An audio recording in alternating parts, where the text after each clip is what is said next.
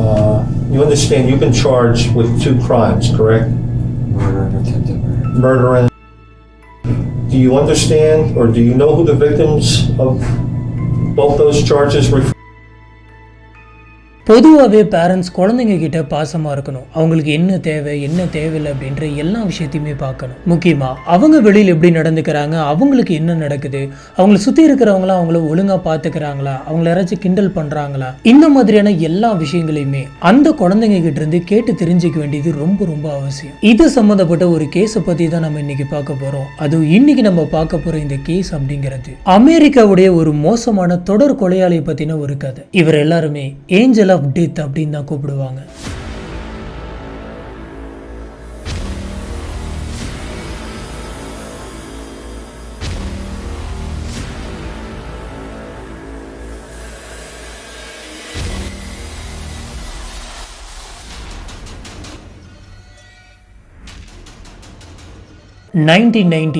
Cancer patient ஒருத்தர் new ஜெர்சியில் இருக்கக்கூடிய ஒரு ஹாஸ்பிட்டலுக்கு வராரு. இப்படி வந்த இவரு நேரா டாக்டரை போயிட்டு மீட் பண்ணி, உங்க ஹாஸ்பிட்டல்ல ஒர்க் பண்ற சார்லஸ் அப்படின்ற நர்ஸ் நீங்க பிரிஸ்கிரைப் பண்ண அந்த இன்ஜெக்ஷனை தான் போட்டு விட்டாரா அப்படின்னு சொல்லி கேட்கறாங்க. ஏன் இந்த மாதிரி கேட்குறீங்க அப்படின்னு சொல்லி டாக்டர் கேட்டதுக்கு இவர் இந்த இன்ஜெக்ஷன் தான் போட்டிருக்காரு, இதுல கொஞ்சம் டோசேஜ் அதிகமா இருக்கிற மாதிரி தெரியுது அப்படின்னு சொல்றாங்க. இப்படி டோசேஜ் அதிகமாயிருச்சு அப்படின்ற இந்த விஷயத்தை கேட்ட டாக்டர் பயங்கரமா ஷாக் ஆகுறாரு. உடனே டாக்டர் அந்த சார்லஸை கூப்பிட்டு விசாரிக்கிறாங்க. ஆனா சார்லஸ் எனக்கு எதுவுமே தெரியாது, அவரு பொய் சொல்றாரு, நான் அந்த மாதிரி எதுவுமே பண்ணல அப்படின்னு சொல்றாரு. இதை கேட்ட அந்த டாக்டருக்கு ஒண்ணுமே புரியல.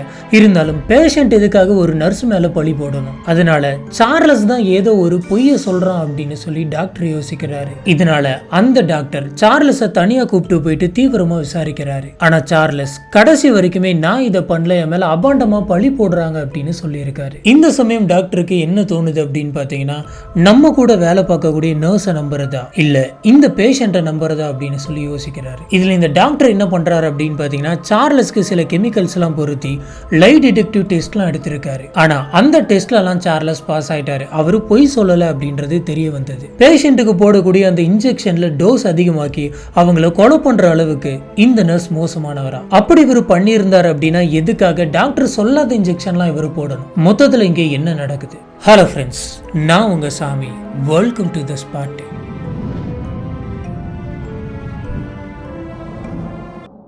சார்லஸ் பிப்ரவரி 22, 1960 நியூ ஜெர்சியில பிறக்கிறாரு. இதுல சார்லஸ் உடைய அப்பா ஒரு பஸ் டிரைவர். இவங்க ஒரு கத்தோலிக் ஃபேமிலி அப்படின்னு சொல்றாங்க. சார்லஸ் கூட பிறந்தவங்க மொத்தம் 7 பேர். இவர் தான் கடைசி குழந்தை, அதாவது 8வது குழந்தை. செப்டம்பர் 17, 1960 அதாவது சார்லஸ் வெறும் 7 மாசம் கை குழந்தையா இருக்கிறப்ப இவருடைய அப்பா இறந்து போறாரு. இவங்க அப்பா இறந்து போனதுக்கு அப்புறம் சார்லஸ் உடைய வாழ்க்கையை கேள்விக்குறியா மாறுது. இந்த சார்லஸ் சின்ன வயசுல இருந்து, அதாவது குழந்தையில இருந்தே கஷ்டத்தை மட்டும்தான் அனுபவிச்சு வளர்றாரு. இந்த சார்லஸ் அண்ணனுங்க அக்காங்க எல்லாருமே சேர்ந்து சார்லஸை ரொம்ப ரொம்ப மோசமா கொடுமைப்படுத்தியிருக்காங்க. வீட்டுல மட்டும் இல்ல, இவரு ஸ்கூலுக்கு போனா ஸ்கூல்ல இருக்கிறவங்களும் சேர்ந்து இவரை சித்திரவதை பண்ணுவாங்களாம். இதுல இவருடைய சிஸ்டர் மட்டும் இல்லாம சிஸ்டருடைய பாய் ஃப்ரெண்டும் சேர்த்து இந்த சார்லஸை கொடுமை பண்ணுவாராம். இதுல சார்லஸ்க்கு வாழவே பிடிக்கல. இப்படி இருக்கிறப்பதான் சார்லஸ்க்கு 9 வயசு இருக்கிறப்ப இவங்க எல்லாருமே சேர்ந்து பண்ற இந்த சித்திரவதைகளை தாங்கிக்க முடியாம செத்து போயிடலாம் அப்படின்னு சொல்லி முடிவெடுக்கிறாரு. இதனால இவரு அவருடைய ஸ்கூல் லேப்ல இருந்து கெமிக்கல்ஸ் எல்லாத்தையுமே கலந்து குடிச்சிட்டு தற்கொலை பண்ணிக்கலாம் அப்படின்னு முடிவு பண்றாரு. ஆனா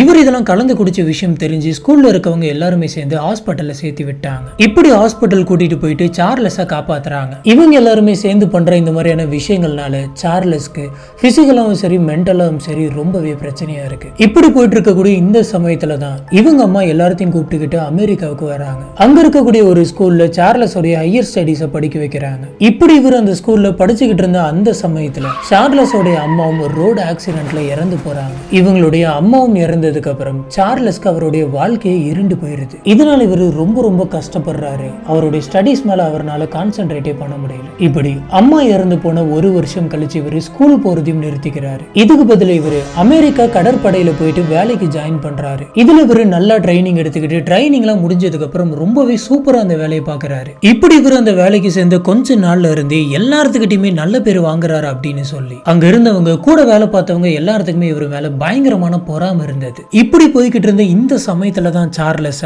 நீர்மூழ்கி கப்பல் எடுத்துக்கிட்டு கடலுக்கு அடியில போயிட்டு செக் பண்ணிட்டு வா அப்படின்னு சொல்றாங்க. ஆனா இந்த சார்லஸ் கடற்படைக்கு வெளியில் இருக்கக்கூடிய வேலை எல்லாத்தையுமே ரொம்ப சூப்பரா பண்ணுவாரு. ஆனா தண்ணிக்குள்ள, அதாவது கடலுக்கு அடியில போறது அப்படின்னு இவருக்கு ரொம்ப ரொம்ப பயமா. இந்த பயத்துல இவர் என்ன பண்றாரு அப்படின்னு பாத்தீங்கன்னா, என்னால நீர்மூழ்கி கப்பல்ல கடலுக்கு அடியில போயிட்டு ரொம்ப நேரம் இருக்க முடியாது, எனக்கு உள்ள போறதுன்னா ரொம்ப பயம் அப்படின்னு சொல்லி இந்த விஷயத்தை இவர் மறுத்துறாரு. எப்படா சான்ஸ் கிடைக்கும் அப்படின்னு பார்த்துட்டு இருந்த எல்லாருமே இவரை பயந்தாங்கோலி அப்படின்னு சொல்லி கிண்டல் பண்ண ஆரம்பிச்சிருக்காங்க. இவங்க பங்குக்கு இவங்களும் அந்த இடத்துல எவ்வளவு சித்திரவதை பண்ண முடியுமோ எல்லாத்தையுமே பண்ணிருக்காங்க. இவங்க எல்லாருமே சார்லஸ் எதனாச்சும் சின்னதா ஒரு தப்பு பண்ணா கூட போட்டு கொடுக்கலாம் அப்படின்னு சொல்லி எப்படா இவர் தப்பு பண்ணுவார் அப்படின்னு இவருக்கு பின்னாடியே காத்துக்கிட்டு இருந்தாங்க. இப்படி இருக்கிறப்பதான் ஒரு நாள் சார்லஸ் அவரோட யூனிஃபார்மை போடாம சர்ஜிக்கல் மாஸ்க், கிளவுஸ், ஸ்கிரப்ஸ் இதெல்லாம் போட்டுக்கிட்டு கப்பல்ல நின்று வேலை பார்த்துட்டு இருக்காரு. இதை பார்த்து அங்க இருந்த ஒரு நபர், எதுக்கு இவன் யூனிஃபார்ம் போடாம இதெல்லாம் மாட்டிக்கிட்டு வேலை பார்த்துட்டு இருக்கான், இது நம்ம உடனடியாக போயிட்டு நம்மளுடைய ஹெட் கிட்ட சொல்லணும் அப்படின்னு சொல்லி உடனே அவருடைய உயர் அதிகாரி கிட்ட போயிட்டு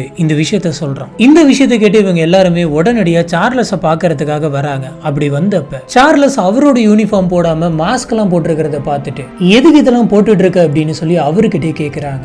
அதுக்கு இவரு, இல்ல சார் இது கம்ஃபர்டா இல்ல அப்படின்னு சொல்லி மாத்தி மாத்தி பதில்களை சொல்லி இருக்காரு. இந்த விஷயம் டிசிப்ளினா இல்ல அப்படிங்கறதுனால உடனடியாக அவரை வேலையை விட்டு தூக்கிடுறாங்க. இப்படி வேலை போன சோகத்துல சார்லஸ் மறுபடியும் தற்கொலை பண்ணிக்க முயற்சி பண்றாரு.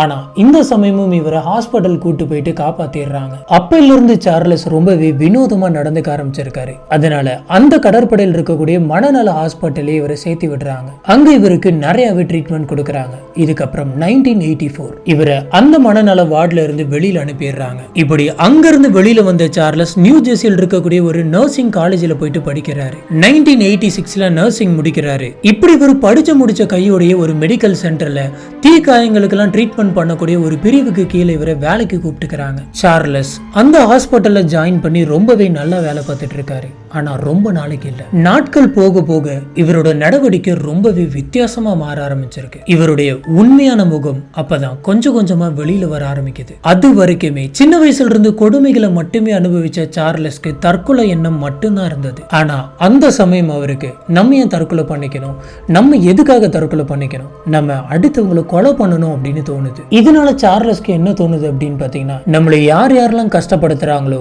அவங்க எல்லாத்தையுமே நம்ம கொல்லணும் அப்படின்னு தோணுது. 1988 இவர் ஒர்க் பண்ணிட்டு இருக்கக்கூடிய அந்த ஹாஸ்பிட்டல்ல ஒரு எய்ட்ஸ் பேஷண்ட்டை இவர் பார்க்கறாரு. இவருக்கு வழக்கமா டாக்டர் கொடுத்த அந்த மெடிசனை தாண்டி அதிகபட்சமான டோசேஜ்லாம் கொடுத்து இவரை கொலை பண்றாரு. அந்த எய்ட்ஸ் பேஷண்ட் இறந்து போன உடனே டாக்டருக்கு திடீர்னு ஒரு சந்தேகம் வருது. இவர் இவ்வளவு சீக்கிரத்துல இறக்க வேண்டியவர் இல்லையே, இதனால இப்படி திடீர்னு இறந்து போனார் அப்படின்னு சொல்லி இவருக்கு சந்தேகம் வருது. அப்ப அந்த டாக்டர் அவருக்கு கொடுத்திருந்த அந்த இன்சுலின்ல ஓவர் டோசேஜ் இருக்கு அப்படின்ற விஷயத்த கண்டுபிடிக்கிறாரு. ஆனா யார் இந்த இன்ஜெக்ஷன் இவருக்கு போட்டிருப்பா அப்படின்ற விஷயத்த டாக்டர்னால கண்டுபிடிக்கவே முடியல. இதனால அந்த டாக்டர் இந்த விஷயத்தை பத்தி போலீஸ் ஆபீசர்ஸ் கிட்ட சொல்லிடுறாரு. போலீஸ் அந்த இடத்துக்கு வராங்க. நிறைய நர்ஸை வந்துட்டு அரெஸ்ட் பண்றாங்க. அதுல சார்லஸும் ஒருத்தர். எல்லாத்துக்கிட்டையுமே விசாரிக்கிறாங்க. அதே சமயத்துல சார்லஸ் கிட்டையும் விசாரிக்கிறாங்க. இந்த இன்ஜெக்ஷனை நீங்க போட்டீங்களா அப்படின்னு சொல்லி கேட்டிருக்காங்க. ஆனா இந்த சார்லஸை கடைசி வரைக்கும் விசாரிச்சிருக்காங்க. ஆனா இந்த மாதிரியான ஒரு தப்பை நான் பண்ணவே இல்லை அப்படின்னு சொல்லிடுறாரு. இதனால ஒரு கட்டத்துல சார்லஸையும் அவர் கூட வேலை பார்க்கக்கூடிய நர்சஸ் எல்லாத்தையுமே ரிலீஸ் பண்ணிடுறாங்க. இந்த சமயம் சார்லஸ்க்கு என்ன தோணுது அப்படின்னு பாத்தீங்கன்னா, இதுக்கு மேல நம்ம இந்த இடத்துல வேலை பார்க்க கூடாது, வேலை பார்த்தோம் அப்படின்னு சொன்னா நம்ம மாட்டிப்போம் அப்படின்னு அந்த இடத்தை விட்டு இவர் கிளம்புறாரு. இதுக்கப்புறமா இவர் ரெண்டாவதா வாரன் ஹாஸ்பிட்டல் அப்படின்ற ஒரு ஹாஸ்பிட்டல்ல போயிட்டு ஜாயின் பண்றாரு. அங்க போன சார்லஸ் அங்கேயும் சும்மா இல்ல, ஒரு குறிப்பிட்ட கெமிக்கல் டோசேஜ் வந்து அதிகமா கொடுத்து 3 வயசான பாட்டியை கொலை பண்ணிருக்காரு. அதுவும் இவர் போட்ட அந்த குறிப்பிட்ட கெமிக்கல்னால நிறைய ஹார்ட் ப்ராப்ளம்ஸ் எல்லாம் வருமா. இப்படி இறந்து போன அந்த 3 பேருமே ரொம்ப வயசானவங்க அப்படிங்கறதுனால இந்த கொலைகளை பத்தி பெருசா எடுத்துக்காமலே அந்த இடத்துல விட்டுறாங்க. அந்த இடத்துல சார்லஸ் மேல எந்த விதமான சந்தேகமும் யாருக்குமே வரல. இதனால சார்லஸ் ரொம்பவே ஈஸியா அந்த கொலைகள்ல இருந்து தப்பிச்சிட்டாரு. இதுக்கப்புறம் தான் இந்த கேஸோடைய ஆரம்பத்திலே நம்ம பார்த்த மாதிரி ஒரு கேன்சர் பேஷண்ட் இந்த ஹாஸ்பிட்டலுக்கு வராரு. டாக்டர் எழுதி தராத இன்ஜெக்ஷன்லாம் இவர் போட்டிருக்காரு. இதனால சந்தேகம் வந்த பேஷண்ட் டைரக்டா டாக்டர் கிட்டே போயிட்டு இந்த இன்ஜெக்ஷன்லாம் நீங்க தான் எழுதி தந்தீங்களா அப்படின்னு சொல்லி கேட்கிறாரு. இதுக்கப்புறமா தான் அவருக்கு சார்லஸ் மேல சந்தேகம் வந்து அவர் லை டிடெக்டிவ் டெஸ்ட் எடுக்கிறாரு. ஆனா அதில் இருந்து சார்லஸ் தப்பிச்சிடுறாரு. எப்படி இவர் பொய் சொல்லியும் அந்த டெஸ்ட்ல இருந்து தப்பிச்சார் அப்படிங்கிறது இப்போ வரைக்குமே தெரியல. அந்த டெஸ்ட்ல சார்லஸ் மாட்டிக்கல அப்படின்னாலும் ஒரு பேஷண்ட் வந்து இந்த நர்ஸ் மேல கம்ப்ளைண்ட் பண்ணிருக்காங்க அப்படிங்கறதுனால இந்த சார்லஸ் அவங்க அந்த வேலையை விட்டு அனுப்பி விட்டுறாங்க. சார்லஸ் வந்து நர்சிங் படிச்சு முடிச்சுட்டு வேலைக்கு ஜாயின் பண்ற அந்த சமயத்துல இவர் ரொம்பவே டிப்ரெஷனா இருக்கு அப்படின்னு சொல்லி நிறைய மெடிசன்ஸ்லாம் எடுத்துக்கிட்டு இருந்திருக்காரு. இப்படி ரெண்டாவது அவர் வேலை பார்த்த அந்த ஹாஸ்பிட்டல்ல இருந்து இவர் டிஸ்மிஸ் பண்ணதுக்கு அப்புறம் இவர் மூணாவதா இன்னொரு ஹாஸ்பிட்டலுக்கு போயிட்டு ஜாயின் பண்றாரு. அந்த ஹாஸ்பிட்டலையும் சார்லஸ் சும்மா இல்ல ஓவர் டோசேஜ் கொடுத்து 5 பேர்த்த சாகடிச்சிருக்காரு. இதுக்கப்புறமா இவராவே அந்த ஹாஸ்பிட்டல்ல இருந்து வேலையை விட்டு வெளியில வந்துடுறாரு. இப்படி வெளியில வந்தவர் மார்ச் 9, 1999 நாலாவது ஒரு ஹாஸ்பிட்டல்ல போயிட்டு ஜாயின் பண்றாரு. அங்கே இவர் ஓவர் டோசேஜ் தான் கொடுத்துட்டு இருந்திருக்காரு. இப்படி இவர் போட்டு அந்த இன்ஜெக்ஷன்ல ஒருத்தர் இறந்து போயிடுறாரு. கூடவே இன்னொருத்தருக்கும் இன்ஜெக்ஷன் போட்டு அவரை சாவடிக்கலாம் அப்படின்னு சொல்லி இவர் காத்துக்கிட்டு இருந்த அந்த சமயம் அந்த இடத்துல வேலை பார்க்கக்கூடிய இன்னொரு நர்ஸ் அந்த இடத்துக்கு வந்துட்டாங்க. அப்படிங்கிறதுனால அவர் அந்த இன்ஜெக்ஷனை போடாம அந்த கொலையை பண்ணாம அப்படியே வெளியில வந்துடுறாரு. இதுக்கப்புறம் இவர் 5ஆவதா லூக் ஹாஸ்பிட்டல்ல போயிட்டு சேர்றாரு. அந்த ஹாஸ்பிட்டலையும் ஓவர் டோசேஜ் கொடுத்து 5 பேர்த்த சாகடிக்கிறாரு. இப்படி இவர் 5 பேர்த்த கொலை பண்ணிட்டு அடுத்தது யாரு அப்படின்னு சொல்லி பார்த்துட்டு இருந்த அந்த சமயம் சார்லஸ் கூட நர்ஸா ஒர்க் பண்ற ஒருத்தர் சார்லஸோட பேக்கை பாக்குறாரு. இப்படி பார்த்த இவர் இவ்வளவு பெருசா இருக்கே உள்ள என்ன வச்சிருப்பாரு அப்படின்னு சொல்லி அந்த பேக்கை ஓபன் பண்ணி பாக்குறாரு. இப்படி இவர் ஓபன் பண்ணி பார்த்தப்ப உள்ளார நிறைய பாட்டில்ஸ் இருந்திருக்கு, நிறைய பவுடர்ஸ் இருந்திருக்கு. இவருக்கு என்ன இந்த பேக் ஃபுல்லா நிறைய பவுடர் பாட்டில்லாம் இருக்கு அப்படின்னு சொல்லி சந்தேகம் வருது. சரி இது என்னவா இருக்கும் அப்படின்னு சொல்லி நம்ம டெஸ்ட் பண்ணி பார்க்கலாம் அப்படின்னு அவர் அதை எடுத்துட்டு போயிட்டு டெஸ்ட் பண்ணி பார்த்ததுல அது எல்லாமே மெடிக்கல் கெமிக்கல்ஸ் அப்படின்னு தெரியுது. அவர் பேக்ல இருந்த எல்லாமே ரொம்ப பவர்ஃபுல்லான medicine powders and medicine liquids. இது கூடவே அந்த பேக்குள்ள இவர் எக்கச்சக்கமான இன்ஜெக்ஷன்ஸும் வச்சிருந்திருக்காரு. இந்த விஷயத்தை பார்த்து அவருக்கு எதுக்காக சார்லஸ் யாருக்குமே தெரியாம இந்த மெடிசன்ஸ் எல்லாம் திருடி வைக்கணும் அப்படின்னு யோசிக்கிறாரு. அதுவும் இது எல்லாமே ரொம்ப டேஞ்சரான மெடிசன்ஸ் ஆச்சே, இது எதுக்கு சார்லஸ் அவரோட பேக்ல வச்சிருக்காரு அப்படின்னு சொல்லி இவருக்கு சந்தேகம் ரொம்ப ரொம்ப அதிகமாகுது. இதுக்கு மேலும் சார்லஸை பத்தி நம்ம யாருக்கிட்டையுமே சொல்லாம இருந்தா அது நல்லா இருக்காது அப்படின்னு சொல்லி இவர் முடிவு பண்றாரு. உடனே அந்த நபர் அவரு கூட ஒர்க் பண்ணக்கூடிய ஒரு 6 நர்ஸ் கிட்ட இந்த விஷயத்தை பத்தி சொல்றாரு. இதுக்கப்புறம் இவங்க எல்லாருமே சேர்ந்து ஹாஸ்பிட்டல் மேனேஜ்மெண்ட் கிட்ட போயிட்டு சார்லஸை பத்தி கம்ப்ளைண்ட் பண்றாங்க. ஆனா இந்த கம்ப்ளைண்ட் பண்ணதுக்கு அப்புறமும் சார்லஸ் மேல அந்த ஹாஸ்பிட்டல் மேனேஜ்மெண்ட் எந்த ஒரு நடவடிக்கையுமே எடுக்கல. இதனால 7 பேர் சார்லஸ்க்கு எதிராக கம்ப்ளைண்டே பண்றாங்க. இப்படி 7 பேர் கம்ப்ளைண்ட் பண்ணதுனால சார்லஸ் அந்த இடத்துல டிஸ்மிஸ் பண்றாங்க. இப்படியே சார்லஸ் ஒவ்வொரு ஹாஸ்பிட்டலுக்கும் போயிட்டு அங்க இருக்கக்கூடிய பல பேர்த்த கொலை பண்ணிட்டு மறுபடியும் அடுத்த ஹாஸ்பிட்டலுக்கு போயிடுறாரு. இந்த மாதிரியான விஷயங்கள் எல்லாமே ஒரு பக்கம் இருக்கு. இன்னொரு பக்கம் 1987ல சார்லஸ் அட்ரியானி அப்படின்னு சொல்லி ஒரு பொண்ணை பாக்குறாரு. அந்த பொண்ணு பார்த்த உடனே இவருக்கு ரொம்ப பிடிச்சு போயிருது. 2 பேருமே லவ் பண்ணி கல்யாணம் பண்ணிக்கிறாங்க. அவங்களுக்கு 2 அழகான பெண் குழந்தைங்க பிறக்குது. கல்யாணத்துக்கு அப்புறம் இவங்களுடைய வாழ்க்கை ரொம்ப அழகா தான் போயிட்டு இருந்தது. ஆனா நாட்கள் போக போக சார்லஸோடைய உண்மையான முகம் வெளியில தெரிய ஆரம்பிக்குது. இந்த சார்லஸ் அவருடைய ஒய்ஃப் ரொம்பவே மோசமா கொடுமைப்படுத்தி இருக்காரு. இவரோட ஒய்ஃப் மட்டும் இல்லாம இவருடைய வீட்டுல வளர்த்தக்கூடிய நாயையும் ரொம்பவே மோசமா கொடுமை பண்ணி இருக்காரு. சொல்ல போனா அந்த நாயை அடிச்சு பயங்கரமா கொடுமை பண்ணி அந்த நாய் கூடவே இவர் தவறா நடந்திருக்காரு. இந்த மாதிரியான விஷயங்களை பார்த்து இவரோட ஒய்ஃபுக்கு இது பயங்கர ஷாக்கா இருந்தது. இது கூடவே அவங்க ஒய்ஃபுகிட்டையும் இவரு வலுக்கட்டாயமா தவறா நடந்துப்பாரு. இது மட்டும் இல்லாம குழந்தைங்களோட புக்ஸ் எல்லாத்தையுமே போட்டு பயங்கரமா எரிக்கிறாரு. அந்த குழந்தைங்க கொஞ்சம் மறந்து சிரிக்க ஆரம்பிச்சா கூட உடனே போயிட்டு அவங்கள அடிச்சு அழ வச்சுட்டு தான் வருவாரு. ஏன்னா இவரை சுத்தி யாராச்சும் அழுதாங்க அப்படின்னா இவருக்கு அவ்வளவு பிடிக்குமா. சார்லஸ் இந்த மாதிரி நடந்துக்கிறது, அவர் இந்த மாதிரி கொடுமை பண்றது, இது எல்லாத்தையுமே பார்த்து அவங்களோட ஒய்ஃப் சார்லஸ்க்கு கண்டிப்பா மனநல பாதிக்கப்பட்டுருச்சு. இதுக்கு மேல நம்ம இவரு கூட இருந்தோம் அப்படின்னு சொன்னா நம்மளே கண்டிப்பா கொன்றுவோம் அப்படின்னு சொல்லி அவங்களுடைய அம்மா வீட்டுக்கே போயிடுறாங்க. இதுக்கப்புறம் இவங்களுடைய ஒய்ஃப் அங்க இருந்துகிட்டே சார்லஸ் கிட்ட டைவர்ஸும் வாங்குறாங்க. அந்த கோர்ட்ல டைவர்ஸ் முடிவானதுக்கு அப்புறமா இவங்களுடைய குழந்தைங்க எல்லாமே அவங்களுடைய அம்மா கூட இருக்கும் அப்படின்னு சொல்லிடுறாங்க. சார்லஸோட ஒய்ஃப் அவங்களுடைய குழந்தைய பாக்குறதுக்காக ஒரு தடவை கூட சார்லஸ் அனுமதிக்கல. இதுல இவ்வளவு நாள் குடும்பமா நம்மளை சுத்தி இருந்தவங்களும் நம்மளை விட்டு போயிட்டாங்க அப்படின்னு சொல்லி சார்லஸ்க்கு இன்னமும் டிப்ரெஷன் அதிகமாகுது. இப்படி இருக்கிறப்ப தான் செப்டம்பர் 2002 சார்லஸ் மறுபடியும் போயிட்டு ஒரு மெடிக்கல் சென்டர்ல ஜாயின் பண்றாரு. இந்த சமயம் சார்லஸ் ரொம்பவே டிப்ரெஷன்ல இருந்ததுனால அந்த இடத்துல 13 பேருக்கு ஓவர் டோசேஜ் கொடுத்து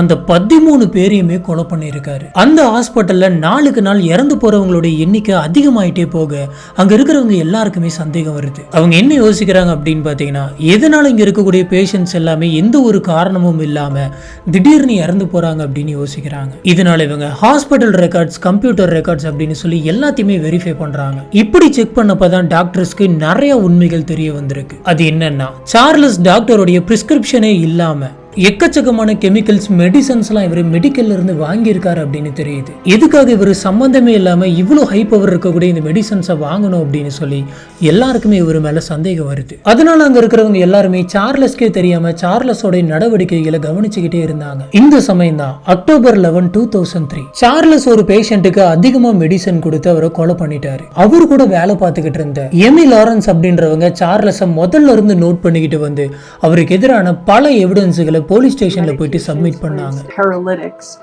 that you cannot speak, you cannot breathe, you cannot fight back, you cannot blink. உடனே போலீஸ் ஆபீசர்ஸ் சார்லஸை அரெஸ்ட் பண்ணி கூட்டிட்டு போயிட்டு விசாரிக்கிறாங்க. தொடர்ந்து 1 மாசம் விசாரிச்சாங்க. ஆனா அந்த 1 மாசமும் சார்லஸ் விடாம இந்த கொலையை நான் பண்ணல, எனக்கும் இதுக்கும் எந்த ஒரு சம்பந்தமும் இல்லை அப்படின்னு சொல்லியிருக்காங்க. And why is that, Charlie? Because I injected him with a medication called digoxin. December 2003 Charles arrest பண்ணி கோர்ட்டு கூட்டிட்டு போயிட்டு ப்ரொடியூஸ் பண்றாங்க. கோர்ட்ல வச்சு சார்லஸ் கிட்ட எதுக்காக இந்த கொலையெல்லாம் நீ பண்ண அப்படின்னு சொல்லி கேட்டிருக்காங்க. அதுக்கு சார்லஸ் ரொம்பவே கூலா, நான் கொலை பண்ண பேஷண்ட்ஸ் எல்லாருமே உயிருக்காக போராடிக்கிட்டு இருந்தவங்க, அந்த சமயம் அவங்க ரொம்ப கஷ்டப்பட்டுக்கிட்டு இருந்தாங்க, அவங்க உயிர் பொழைக்க வாய்ப்பே கிடையாது, இதுக்கு மேல அவங்க இருந்து கஷ்டப்படுறதை என்னால பார்க்க முடியல, அதனாலதான் இவங்க இதுக்கு மேல கஷ்டப்பட வேணான்னு இந்த மாதிரியான ஒரு விஷயத்த பண்ண அப்படின்னு சொல்றாரு. இது வரைக்கும் நான் 9 ஹாஸ்பிட்டல்ல வேலை பார்த்திருப்பேன், 40 பேஷண்ட்ஸை கொண்டிருப்பேன், ஆனா அது எதுவுமே கொலை கிடையாது, நான் அவங்களுக்கு வாங்கி தந்த விடுதலை அப்படின்னு சொல்லியிருக்கான். சார்லஸ் கோர்ட்ல இந்த மாதிரியான விஷயங்கள் சொன்னதை கேட்டதுக்கு அப்புறம் எல்லாருமே இவரை ஏஞ்சல் ஆஃப் டெத் அப்படின்னு கூப்பிட ஆரம்பிச்சாங்க. சார்லஸ் இந்த மாதிரி நான் கஷ்டப்பட்ட பேஷண்ட்ஸை மட்டும்தான் கொலை பண்ண அப்படின்னு சொன்னதுனால போலீஸ் ஆபீசர்ஸ் எல்லாருமே போயிட்டு இவர் கொலை பண்ணதா சொல்லப்பட்ட அந்த மெடிக்கல் லிஸ்ட் எல்லாத்தையுமே கம்ப்ளீட்டா எடுத்து பார்த்திருக்காங்க. ஆனா அவங்களுடைய மெடிக்கல் ஹிஸ்டரி படி அவரு கொலை பண்ணவங்க யாருமே சாகர நிலைமையெல்லாம் கிடையாது, ரொம்பவே நார்மலான கண்டிஷன்ல தான் இருந்திருக்காங்க.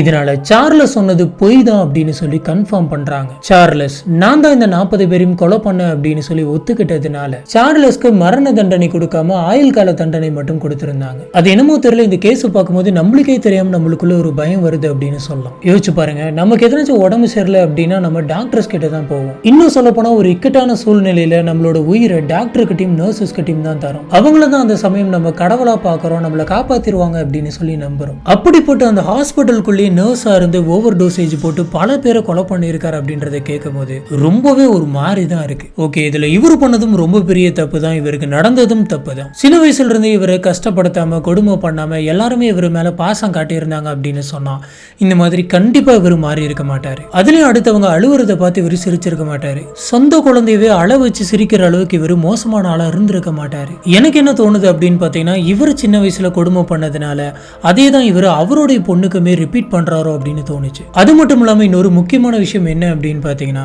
இவர் மனதளவுல ரொம்பவே பாதிக்கப்பட்டிருக்காரு அப்படின்னு நினைக்கிறேன். இவரு சொன்ன மாதிரி உண்மையாலுமே அந்த ஹாஸ்பிட்டல்ல வந்தவங்க எல்லாம் ரொம்ப கஷ்டப்படுற மாதிரி இவங்க செத்துருவாங்க அப்படின்ற மாதிரி இவருக்கா தோணி இருக்கணும் அப்படின்னு நினைக்கிறேன். அதனாலதான் இவர் இந்த மாதிரியான விஷயங்களை பண்ணியிருக்காரு. இதனால நான் இப்படி சொல்றேன் அப்படின்னா, இவர் அவரோட ஒய்ஃப் பயங்கரமா கொடுமை பண்ணியிருக்காரு. இவர் நினைச்சிருந்தாரு அப்படின்னா அவங்க ஒய்ஃபுக்கே தெரியாம அவங்களுக்கு நிறைய டோசேஜ் கொடுத்து அவங்கள சாக்கடிச்சிருக்க முடியும். ஆனா இவரு அந்த ஒரு விஷயத்த பண்ணல. அதுக்கு மாறா அந்த ஹாஸ்பிட்டல்ல சஃபர் ஆயிட்டு இருக்கவங்களை பார்க்கும்போது இதுக்கு மேல இவங்களை கஷ்டப்பட விடக்கூடாது, இவங்களை நம்ம சாகடிச்சிடலாம் அப்படின்ற மாதிரியான ரொம்ப மோசமான ஒரு விஷயம் இவருக்கு தோணி இருக்கு. இதை வச்சுதான் இவருக்கு கொஞ்சம் மனநிலை சரியில்லையோ அப்படின்னு சொல்லி எனக்கு தோணுது. இன்னைக்கு நம்ம பார்த்த இந்த கேஸை பத்தி உங்களுக்கு என்ன தோணுது அப்படிங்கறத கீழே இருக்கக்கூடிய கமெண்ட் பாக்ஸ்ல மறக்காம ஸ்பாட் பண்ணுங்க. இன்னைக்கு நம்ம பார்த்த இந்த கேஸ் மூலமா நம்மளை சுத்தி நடக்கிற சில விஷயங்களை பத்தி நீங்க தெரிஞ்சுக்கிட்டு இருந்திருப்பீங்க அப்படின்னு நான் நம்புறேன். இதே மாதிரி நீங்க தெரிஞ்சுக்க வேண்டிய இன்னொரு முக்கியமான கேஸோட நான் உங்களை சந்திக்கிறேன்.